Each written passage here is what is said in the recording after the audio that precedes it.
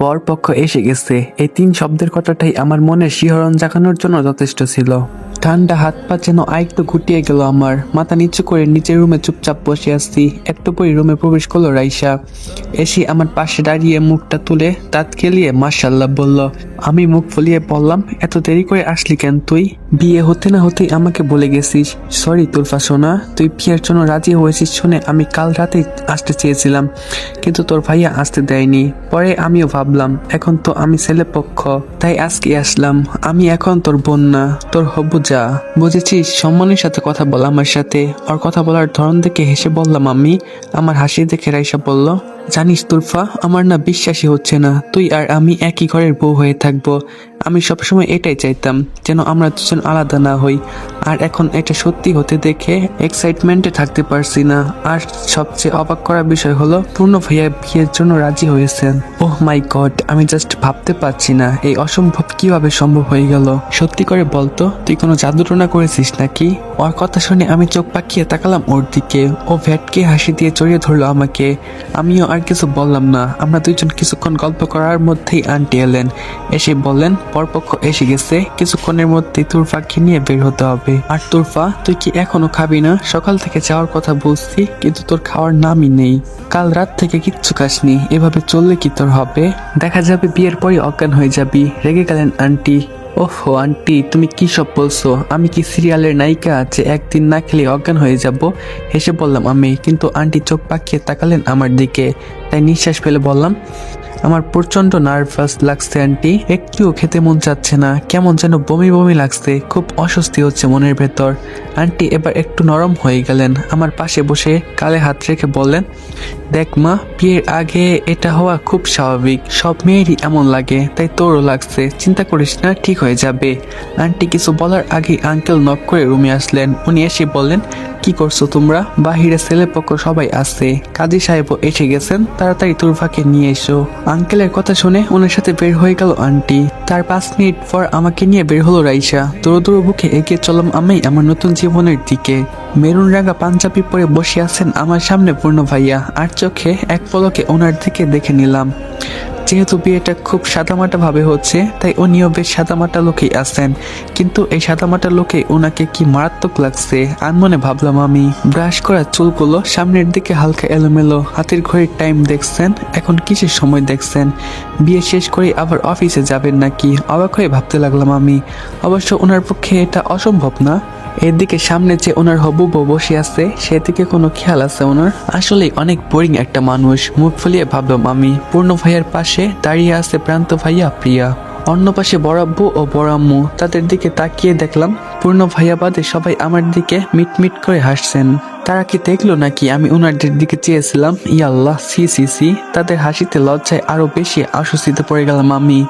একে তো কিছু না খাওয়া, মাথা এমনিতেই ঘুরছিল, এখন লজ্জায় অস্বস্তিতে যেন আরো হনবন করছে আমার মাথা।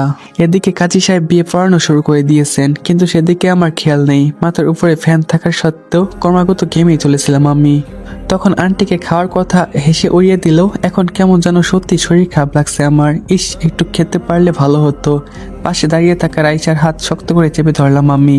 ও কাঁধে হাত দিয়ে সাহস দিচ্ছে আমায়। বেচারি বুঝতে পারছে আমার শরীর খারাপ লাগছে, হয়তো ও মনে করছে আমি নার্ভাস, তাই সান্ত্বনা নিচ্ছে ওভাবে। এদিকে কোথায় আমার পেটের মধ্যে রীতিমতো মহাভারত শুরু হয়ে গেছে, কিন্তু এখন কাউকে খাওয়ার কথা বলাও যাবে না, কারণ কানে এলো কাজী সাহেব এতক্ষণে আমাকে কবুল বলার জন্য জিজ্ঞেস করেছেন।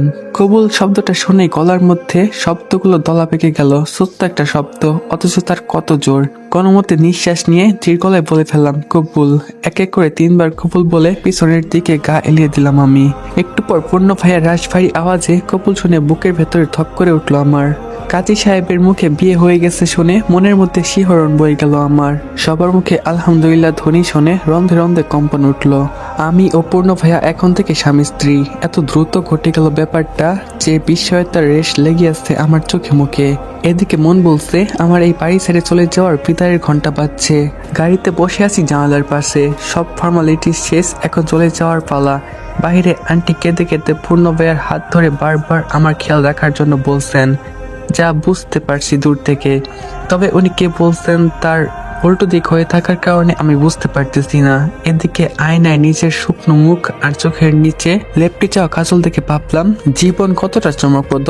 সারা জীবন ভেবেছিলাম যেদিন আমি নিজের পরিবার ফিরে পাবো সেদিন নাচতে নাচতে এই বাড়ি ছেড়ে চলে যাব, অথচ আজ নাচতে নাচতে দূরের কথা হাসতে হাসতে যেতে পারতেছি না। সবার থেকে বিদায় নিয়ে আসার সময় আন্টির অশ্রুসিক্ত চোখের দিকে তাকালেই যেন তার এত বছরের ভালোবাসার কথা মনে পড়ে বারবার। আবেগপ্রবণ হয়ে যাচ্ছে আমি। দীর্ঘশ্বাস ফেলে ভাবলাম আসলে ওনাকে বড্ড মিস করব আমি। আমার চিন্তা ভাবনার মধ্যেই পূর্ণ ভাইয়া এসে গাড়িতে বসলেন আমার পাশে। আমাকে পূর্ণ ভাইয়ার গাড়িতে বসিয়ে বরাবর সবাই অন্য গাড়ি করে যাচ্ছেন। এই গাড়ি ড্রাইভ করবেন প্রান্ত ভাইয়া আর আমাদের গাড়ি ড্রাইভ করছেন পূর্ণ ভাইয়া। এতক্ষণ যাবৎ বসে আছেন অথচ উনি কিছু বলছেন না। প্রচন্ড বিরক্তির মেজাজ খারাপ হচ্ছে আমার। সেই সাথে চোখে ভর করেছে রাজ্যের ঘুম। রেগে ওনার দিকে তাকিয়ে মনে মনে ভাবলাম আচ্ছা লোকটা এত কম কথা বলে কেন? এতটা গম্ভীরতা আমার সহ্য হচ্ছে না। তবে আমি কিছু বলতে চেয়েও পরে ভাবলাম থাক, ওনার যদি আমার সাথে কথা না বলে থাকতে কোনো অসুবিধা না হয় তাহলে আমিও কিছু বলবো না। জানালা দিয়ে রাস্তা দেখতে দেখতে যাচ্ছিলাম, এমন সময় গাড়ি হঠাৎ ব্রেক করায় ভরকে গেলাম আমি। পাশে তাকিয়ে দেখি সিট বেল্ট খুলছেন পূর্ণ ভাইয়া। এই মাঝ রাস্তায় উনি আবার কই যাবেন? আমাকে ফেলে রেখে চলে যাচ্ছে না তো? আমি তো একবার মাত্র গিয়েছি বরাবর বাসায়, রাস্তা ঠিক মতো চিনি না, আমি তাহলে কিভাবে যাব? তাই ভয়ে ভয়ে ওনাকে বললাম আমাকে ছেড়ে যেও না প্লিজ। উনি গাড়ির দরজা খুলে আমার কথায় থেমে অবাক চোখে তাকালেন আমার দিকে। তৎপর দরজা লাগিয়ে আমার দিকে ফিরে তাকালেন। হোয়াট? কি বলে তুমি? আরেকবার বলো। আমি আগেকার মতোই ধীর গলায় বললাম আমাকে এই মাঝ রাস্তায় ছেড়ে চলে যাও না প্লিজ, আমি সত্যি রাস্তা ঠিক মতো চিনি না। কি তুমি ভাবছো আমি তোমাকে এখানে একা গাড়িতে ফেলে বাসায় যাচ্ছি? উনি অবিশ্বাস্য দৃষ্টিতে জিজ্ঞেস করলেন আমায়। আমি বোকার মতো মাথা নাড়লাম। পূর্ণ কিছুক্ষণ হতাশ দৃষ্টিতে আমাকে দেখে বললেন কাকে বিয়ে করলাম আমি? সত্যি কি তুমি আমার ধারণার চেয়েও বেশি স্টুপিড তুলফা? তোমাকে গাড়িতে একা রেখে গেলে আমি বাসায় কিভাবে যাব? আর গেলেও বাসায় যেয়ে সবাইকে আমি কি বলবো? Oh God, you are really crazy. চোখ ফাঁকিয়ে বললেন উনি। ওনার কথায় প্রথমে অবাক হলাম আমি। তার কথায় লজিক আছে, তবে মাঝ রাস্তায় আর কি জন্য গাড়ি থামাবেন আমি কিভাবে জানবো? উপরন্তু স্টুপিড বলায় আবারও রাগ হলো আমার। আমিও চোখ পাকিয়ে বললাম তো এই মাঝ পথে গাড়ি থামিয়েছেন কেন? আমি আর কি ভাববো? এমনিতে তো কোনো কথা বলছিলেন না এতক্ষণ, তাই আমি ভেবেছি আপনি আমার সাথে থাকতে চাচ্ছেন না, এজন্য ভেবেছিলাম আমায় ফেলে চলে যাচ্ছেন এখানে। আর কোনো কারণ হবে গাড়ি থামানোর? সিরিয়াসলি এই তোমার বুদ্ধি? আমি চুপ করেছিলাম কারণ আমি এমনিতেও কম কথা বলি। আর তাছাড়াও তুমি কেঁদে কেঁদে ভূত হয়ে গেছো, এখন যে ঝগড়া করছো দেখতে পুরো পেত্তির মতো লাগছে। ভয় পেয়ে কখন জানি আমার হার্ট অ্যাটাক হয়। ওনার কথা শুনে রেগে বুম হয়ে গেলাম আমি। আমাকে একই সাথে ভূত মৃত্যু দুইটা বানিয়ে দিলেন। এই লোকটার সাথে আমি একটু আগে বিয়ে করেছি। নিজের কপালের উপর নিজেরই দুঃখ লাগছে এখন। কথাই বলবো না আর আমি তার সাথে। রেগে মুখ ফুলিয়ে চুপচাপ জানালার দিকে বাইরে তাকিয়ে থাকলাম আমি। ভেবেছিলাম উনি হয়তো সরি টরি কিছু বলবেন, কিন্তু না, উনি তো পূর্ণ ভাইয়া। আমাকে পাত্তা না দিয়ে গাড়ির দরজা খুলে বাইরে চলে গেলেন। আর চোখে ওনার যাওয়ার দিকে অভিমানী চোখে তাকিয়ে রইলাম আমি। লোকটা এমন করে কেন সবসময় আমার সাথে? আর এই মাঝ রাস্তায়ও বা কি কাজ আছে ওনার? দরজা খোলার চেষ্টা করে দেখলাম উনি লক করে রেখে গেছেন আমায়। আর তো মেজাজ খারাপ হচ্ছে ওনার উপর। কি এমন করতে গেছেন উনি? হতাশ হয়ে গাড়ির সিটের সাথে হেলান দিয়ে ভাবতে লাগলাম আমি। তো আসসালামু আলাইকুম গাইস। আগের ভিডিওতে আমি কিছু কমেন্ট দেখলাম যেগুলো দেখলে আসলে সবারই খারাপ লাগবে। আমি বারবার বলি, আবারও বলছি, কেউ ইচ্ছা করে লেট করে না। কাজ আর ব্যস্ততা থাকলে এরকম হয়। আর আমি সময় পেলে গল্প দেই। তো সবাই কাছে আমি আন্তরিক দুঃখিত। তো ভালো থাকবে সবাই। আল্লাহ হাফেজ। দেখা হবে তোমাদের সাথে পরবর্তী পার্টে।